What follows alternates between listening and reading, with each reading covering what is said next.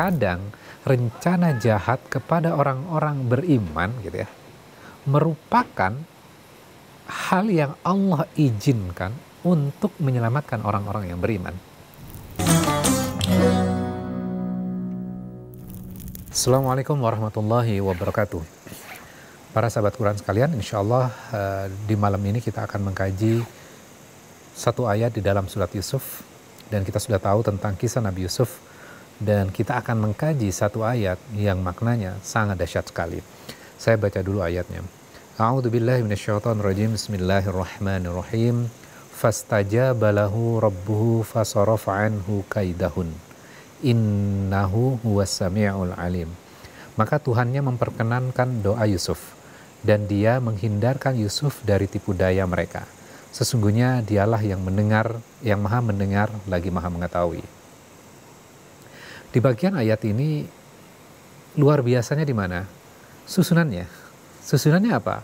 Fastajaba lahu rabbuhu. Maka diperkenankan. Saya baca terjemahan berdasarkan katanya. Maka astajaba itu adalah memperkenankan, lahu untuknya. Untuknya itu mengacu kepada Yusuf, rabbuhu, Tuhannya. Jadi kata Tuhannya itu disebutkan setelah menyebutkan Nabi Yusuf dulu. Yang menarik apa? Susunan di ayat ini, kita tidak akan membahas detail tentang nahwunya, tapi kita akan membahas tentang bagaimana esensi. Ternyata susunan itu menjadi sangat penting. Di sini ditekankan, maka dikabulkan untuknya, untuk Yusuf. Jadi susunan ayat ini menekankan bagaimana luar biasanya Allah memberikan sebuah apresiasi terhadap doa yang Nabi Yusuf panjatkan, kemudian Allah mengapresiasi akan mengabulkan doa itu. Jadi bagaimana Allah memberikan sebuah apresiasi terhadap loyalitas dari Nabi Yusuf.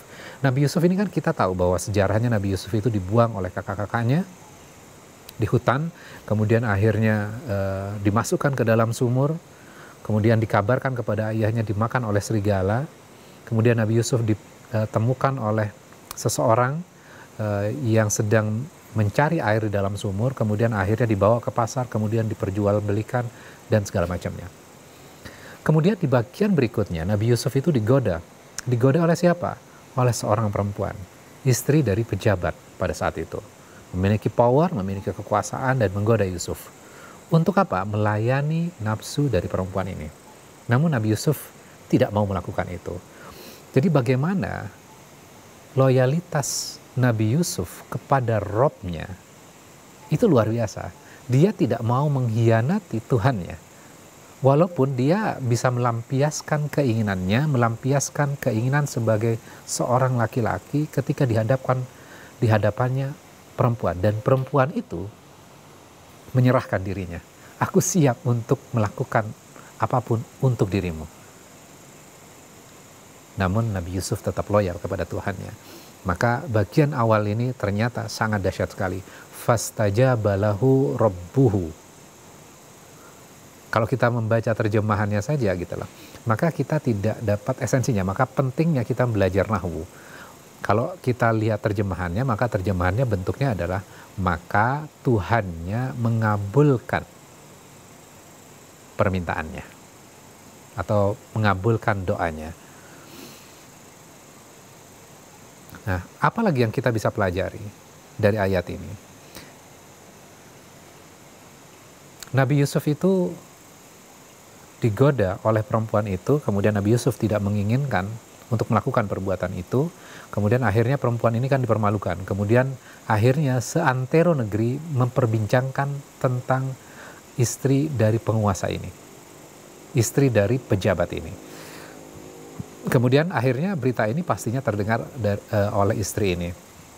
Kemudian dia mengatur siasat, mengundang perempuan-perempuan itu ke dalam istana mereka, istananya dia, kemudian disediakan buah-buahan, kemudian disediakan pisau, kemudian ketika mereka mengupas buah itu, kemudian diminta Yusuf lewat di hadapannya.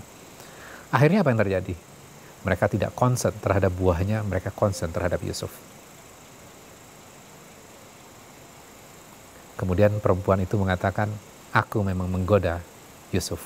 Tuh lihat kamu saja terpesona dengan dia dan kamu melukai tanganmu. Jadi aku nggak salah kan? Kamu juga melakukan hal yang sama kok. Nah ini pembenaran dari istri dari pejabat ini. Kemudian apa yang kita bisa pelajari? Kemudian akhirnya perempuan ini mengancam Yusuf. Kalau kamu tidak mau kalau kamu tidak mau mengikuti perintahku, maka aku akan menghukum kamu, akan memenjarakan kamu.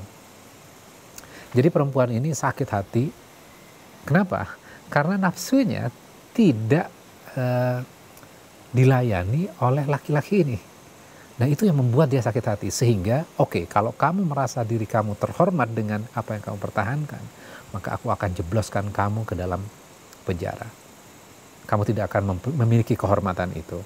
Nah kalau kita lihat, kita baru masuk kepada esensinya. Ketika kita melihat rencana jahat yang ditujukan kepada orang baik, maka kita akan mengatakan bahwa itu adalah hal yang buruk. Dan kita bisa saksikan dalam kehidupan kita banyak sekali hal itu terjadi. Dan hal ini ternyata terjadi pada Nabi Yusuf. Jadi Nabi Yusuf diancam padahal dia tidak bersalah. Kalau kamu tidak mau melayani perempuan-perempuan itu, maka akan dipenjarakan.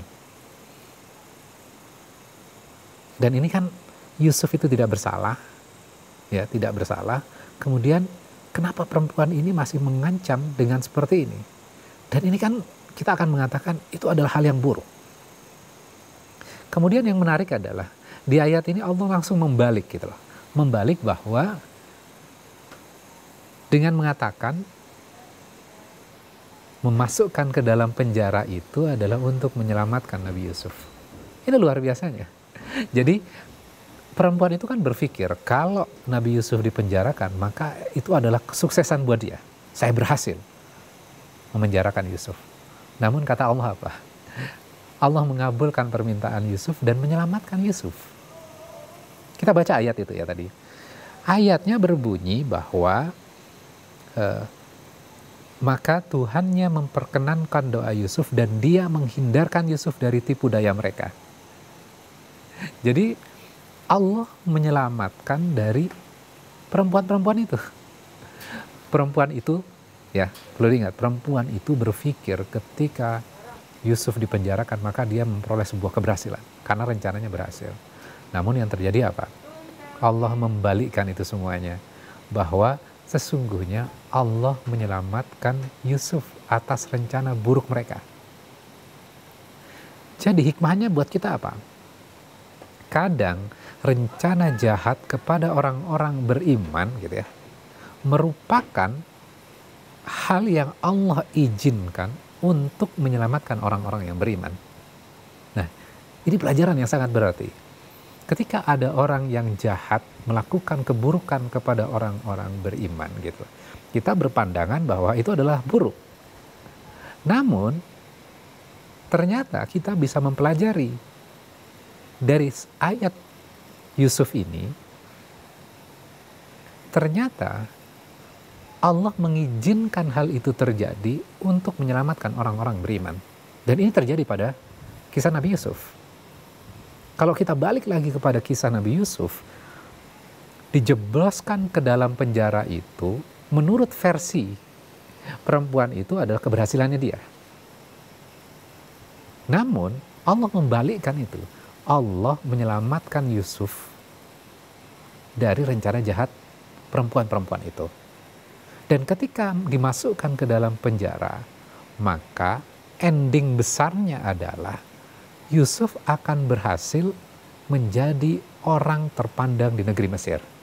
Jadi dimasukkan ke dalam penjara itu bukan menghinakan untuk dia, tapi menyelamatkan dia. Dan akhirnya dia akan menjadi leader di negeri Mesir.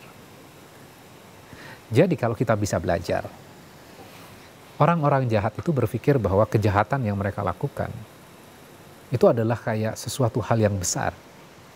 Namun di situ Allah memiliki sebuah rencana yang sangat besar sekali. Dan rencana yang mereka lakukan itu adalah bagian skenario besar Allah. Jadi ini adalah bagian plan kecil saja. Untuk apa? untuk memberikan keberkahan, memberikan keselamatan kepada Yusuf, dan planning besarnya adalah Yusuf akan menjadi pemimpin, menjadi pejabat negeri Mesir. Itu endingnya. Nah, artinya bahwa ketika kita dalam kehidupan kita, gitu loh, ketika kita menyaksikan orang-orang yang jahat melakukan keburukan kepada orang-orang yang baik, maka Allah izinkan hal itu terjadi. Artinya ada sebuah hikmah, skenario besar. Kadang kita tidak bisa melihat skenario besarnya. Kita terlalu fokus kepada hal yang kecil ini, sehingga apa? Sehingga kita terus berkutat kepada hal yang kecil ini, dan akhirnya kita stres. Apakah kita tidak mempelajari dari kisah Nabi Yusuf? Nabi Yusuf tetap loyal terhadap Tuhannya, tetap berprasangka baik kepada Tuhannya. Dan akhirnya Nabi Yusuf diselamatkan oleh Allah, dan mimpi dari Nabi Yusuf terjadi. Mudah-mudahan ini bisa menjadikan inspirasi untuk kita. Demikian, wassalamualaikum warahmatullahi wabarakatuh.